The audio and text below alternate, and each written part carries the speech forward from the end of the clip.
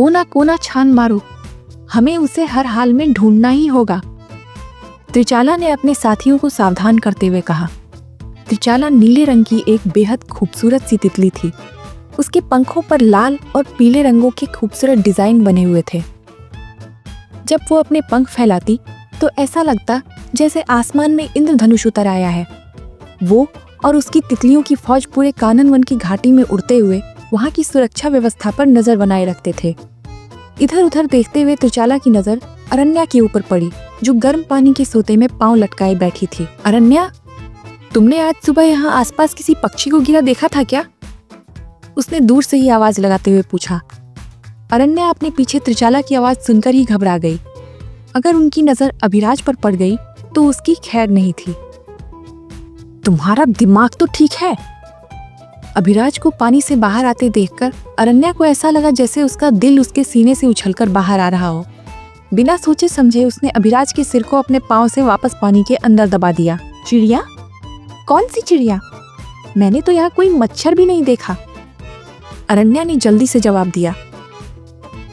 लतिका ने बताया था उसने कल रात बगीचे में कोई चमकती हुई चीज गिरते हुए देखी थी। बगीचे में आ रही गंध बता रही है कि वहां कल रात कोई चिड़िया मौजूद थी। अच्छा, फिर तो जरूर वो पहाड़ी के पीछे वाले घने जंगल में छुपा होगा। तुम्हें वहां जाकर उसे ढूंढना चाहिए। अरण्या ने जल्दी से जवाब दिया। खुद को डूबता पाकर अभिराज खुद को बचाने के लिए पानी में हाथ पैर मारने लगा। अरण्या ने इतनी देर से उसे पानी में डुबा रखा था कि अब उसका दम घुटने लगा था। त्रिचाला ने कुछ पल सोचा और फिर बाकी रक्षिकाओं से बोली, अरण्या सही कह रही है। यहाँ की खुली जगह के मुकाबले उस चिड़िया के घने जंगल में छुपे होने के आसार ज्यादा हैं। हमें उसे वहीं चलकर ढूंढना चाहिए। उन सब ने एक साथ अपने पंख फैलाए और आसमान में उड़ गई। पूरा आसमान रंग बिरंगी तितलियों से जैसे भर सा गया। उनके जाने के बाद अरण्या ने राहत की सांस लेते हुए अभिराज के ऊपर से अपना पैर हटा लिया। वो एक झटके से पानी से बाहर आया और लंबी लंबी सांसें लेने लगा। पागल हो गई हो? मुझे पानी में डुबोकर मारना चाहती थी क्या? अजीब चिड़िया हो तुम। मैं बार बार तुम्हारी जान बचाती हूँ और मुझे धन्यवाद कहने के बजाय तुम हर बार मुझ पर ही गुस्सा करने लगते हो। अरण्या ने तुनकते हुए जवाब दिया। तुमने सुना नहीं त्रिचाला ने क्या कहा? वो कहीं से भी तुम्हें खोजकर बाहर निकालेगी। मैं तुम्हें उससे छुपने में मदद कर रही थी ताकि तुम सुरक्षित रहो। एक बार तुम उसके हाथ लग गए ना तो फिर वो तुम्हारे पर काट देगी। फिर दौड़ते रहना मूषकों की तरह जमीन पर। तुम और तुम्हारी ये पिद्दियों की फौज। तुम्हें लगता है ये लोग मेरे आसपास भी ठहरेंगे? मैं कोई चोर उचक्का नहीं हूँ कि मुझे किसी से छुपने की जरूरत पड़े। मैं आकाशा का राजकुमार हूँ। अभिराज पानी से बाहर आते हुए बोला। वो बुरी तरह भीग गया था। अगर ऐसा था तो तुम्हें शरीफों की तरह महारानी कनिका की आज्ञा लेकर कानन घाटी में प्रवेश करना चाहिए था। आधी रात को यूं सुरक्षा घेरा तोड़कर आने वालों को चोर ही कहा जाता है। मैं कोई अपनी मर्जी से यहाँ नहीं आया। एक हादसे ने मुझे यहाँ इस जंगल में पहुंचा दिया। मगर अब मुझे लग रहा है कि यहाँ आने के बजाय अगर मैं किसी खाई में भी गिर गया होता तो शायद इससे बेहतर ही होता। अभिराज ने चिढ़ते हुए जवाब दिया। ये चिड़ा कुछ ज्यादा ही चिड़चिड़ा है। एक बार बस ये मुझे यहाँ से बाहर निकाल ले, फिर मैं खुद ही इसके पर नोच लूंगी। अरण्या ने भी चिढ़ते हुए धीमे से कहा। अभिराज अब तक बुरी तरह तंग आ चुका था।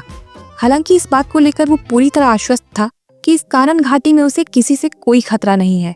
मगर उसका ये भरोसा अगले ही पल टूटता हुआ नजर आया जब वहां अचानक नीले रंग के धुएं का एक गुबार सा उठने लगा। कानन वन की चारों तरफ लताओं की एक बहुत ही शक्तिशाली सी दीवार बनी हुई थी, जिसे भेद पाना बेहद मुश्किल था। इन लताओं को काटने की कोशिश करने पर ये अपने आप बढ़ने लगती थी और घेरे को और भी मजबूत करती जाती थी। इनके लपेटे में आने के बाद किसी का भी बचना बहुत मुश्किल था। ये बिल्कुल किसी अजगर की तरह अपने ऊपर हमला करने वाले को तब तक कसती रहती थी जब तक कि उसकी हड्डियां टूटकर चकनाचूर ना हो जाए। मगर कल रात अभिराज के यहाँ गिरने से इन लताओं की दीवार का एक बड़ा सा हिस्सा जलकर अपनी जगह से हट गया था, जिससे अंदर आने के लिए रास्ता बन गया था। तुम तो कह रहे थे तुम आग नहीं लगाते, फिर ये धुआं कहाँ से आया? अभिराज की कुछ जवाब देने से पहले ही धुएं का वो गुबार उन दोनों के ठीक सामने आकर ठहर गया और उसने एक भयानक सी शक्ल लेनी शुरू कर दी। ये क्या चीज है? अरण्या घबराकर अभिराज के पीछे हो ली। उसने आज से पहले ऐसी कोई भी चीज नहीं देखी थी। खुद अभिराज भी उसे देखकर हैरान था, मगर अब उसे याद आ रहा था कल रात जब वो आसमान के रास्ते आकाशा की तरफ बढ़ रहा था, तब ऐसी ही कोई चीज उससे आकर टकराई थी। उसके हमले से रात के अंधेरे में टकराने की वजह से अभिराज को संभलने का मौका भी नहीं मिला था। हालांकि अपने बचाव के लिए उसने जो प्रतिघात किया था, उसकी वजह से सामने वाले को भी उतना ही नुकसान पहुंचा था। अभिराज टक्कर के बाद यहाँ कानन वन के अंदर आ गिरा था, जबकि उससे टकराने वाली ये शक्ति वन के बाहरी हिस्से में कहीं जा गिरी थी। मगर अभिराज के कानन वन में गिरने के बाद उसकी सुरक्षा कवच में जो छेद हुआ था, उससे होकर अब वो शक्ति भी शिकार की तलाश में अंदर आ पहुंची थी। इसका चेहरा तो किसी कपी के जैसा लगता है। मैंने दादी माँ की कहानियों में लाखों बार सुना है, उनकी किताबों में इसके चित्र भी देखे हैं। हाँ, ये वही है, अरण्या ने एकदम से उछलते हुए कहा।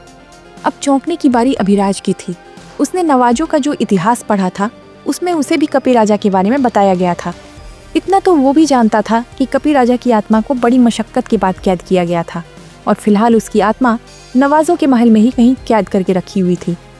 उससे टकराना किसी अकेले की बस की बात नहीं थी। अब तक कपी राजा भी अपने असली रूप में उनके सामने आ खड़ा हुआ था। उसके लंबे लंबे बाल और गुस्से से भरी लाल आंखें उसे बेहद डरावना बना रहे थे।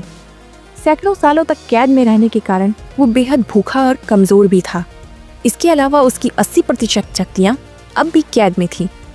अपनी ताकत को बढ़ाने के लिए फिलहाल उसे शिकार की जरूरत थी। उसने हवा में अपना चेहरा उठाकर ऊपर की तरफ सूंघने की कोशिश की। इस कानन वन में यकीनन उसे बेहतरीन शिकार मिलने वाले थे। कौन हो तुम, और कल रात मुझ पर हमला क्यों किया तुमने? कपी राजा ने अब गौर से अभिराज की तरफ देखा। वो उसे पहचानता नहीं था, इसलिए फिलहाल उसे अभिराज में सिर्फ अपना शिकार नजर आ रहा था। अगले ही पल वो उस पर पूरी ताकत से झपटा, मगर अभिराज पहले से सावधान था। उसने एक तरफ हटते हुए उसकी कमर पर लात जमा दी। कपी राजा लड़खड़ाता हुआ एक तरफ गिर गया, मगर इसने उसके गुस्से को और भड़काने का काम किया।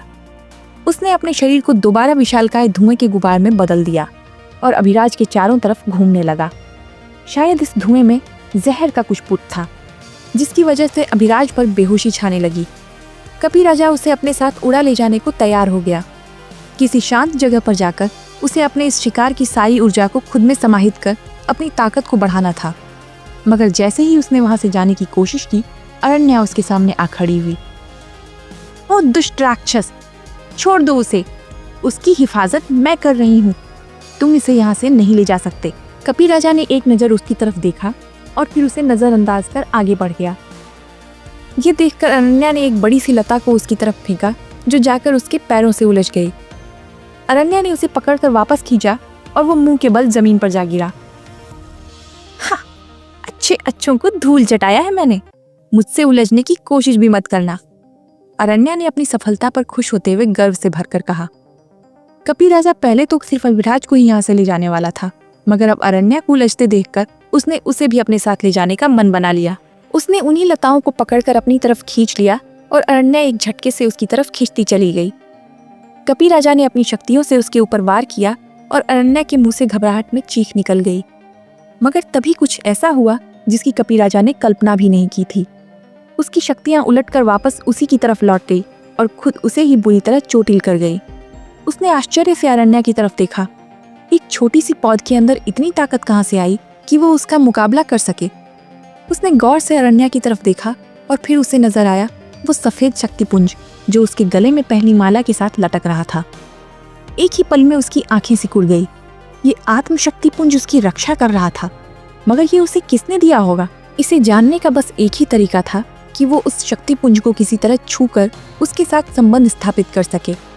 अब जब उसकी शक्तियां अरण्या पर बेअसर हो रही थी, तो वो खुद ही उसकी तरफ बढ़ा। अरण्या पर कपी राजा की शक्तियों ने भले ही असर न किया हो, मगर उसके असर से वो खुद भी बहुत दूर चट्टानों पर जा गिरी थी, जिससे उसे काफी चोटें आई थी। वहीं पास में ही अभिराज भी बेहोश पड़ा था। अरण्या ने उसे झकझोरा। पक्षी, तुम ठीक तो हो?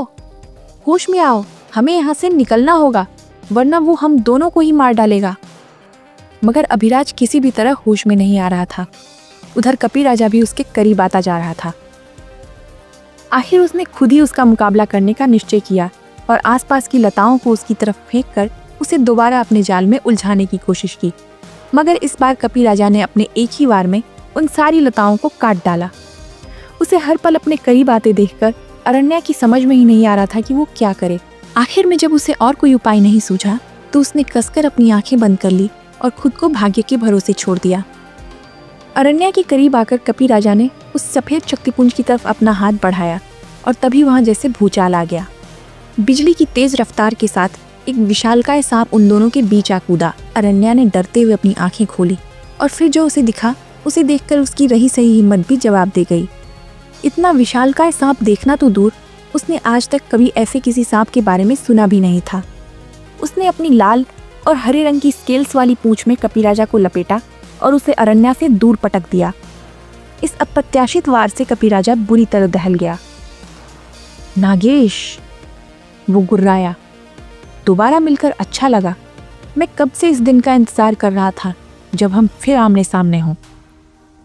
मुझे नहीं पता था तुम मरने के लिए इतने उतावले हुए जा रहे हो, नागेश ने भी फुफकारते हुए जवाब दिया। इस वक्त उसका सिर इंसान का और बाकी का पूरा शरीर सांप का था। अरण्या ने जब ये नज़ारा देखा तो उसे वैसे ही चक्कर आने लगे। पहले ही उसे काफ़ी चोट लगी थी। खुद को संभालते संभालते भी आखिरकार वो अपने होश खोकर वहीं गिर गई। मुझे मारना अगर तुम्हारे जैसे तुच्छ प्राणियों के बस में होता तो तुम हजारों सालों पहले ही ऐसा कर चुके होते। मुझे मारना किसी के बस की बात नहीं, मैं अमर हूँ, कपी राजा ने दम से भरते हुए जवाब दिया।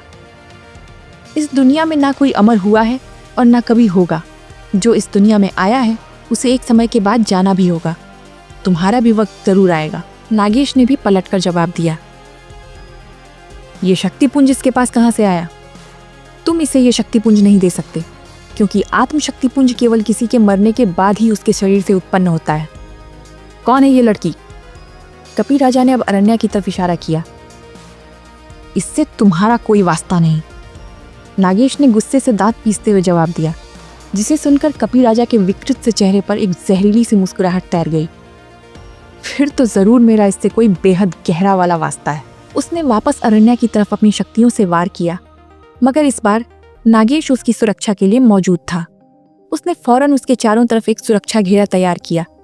अपना वार खाली जाता देखकर कपी राजा गुस्से से भर उठा।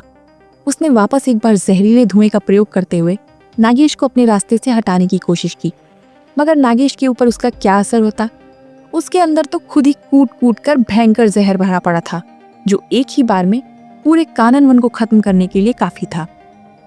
कपी राजा की सारी शक्तियां उसके पास नहीं थी, जबकि इतने सालों में नागेश उसकी उम्मीदों से कहीं ज्यादा ताकतवर हो चुका था। नागेश ने जहर की एक तेज फुंकार उसके ऊपर छोड़ी और कपी राजा को अपनी शक्तियां पहले से भी ज्यादा कम होती हुई महसूस हुई। इससे पहले कि नागेश उसे वापस पकड़ ले, उसने वहां से फिलहाल के लिए भागने में ही अपनी भलाई समझी और जैसे यहाँ आया था वैसे ही उड़न छू हो गया। उसके जाने के बाद नागेश अपने असली रूप में आ गया। फिर उसे अरण्या का ख्याल आया। आगे क्या हुआ जानने के लिए जरूर सुनिए द फ्लावर प्रिंसेस का अगला भाग।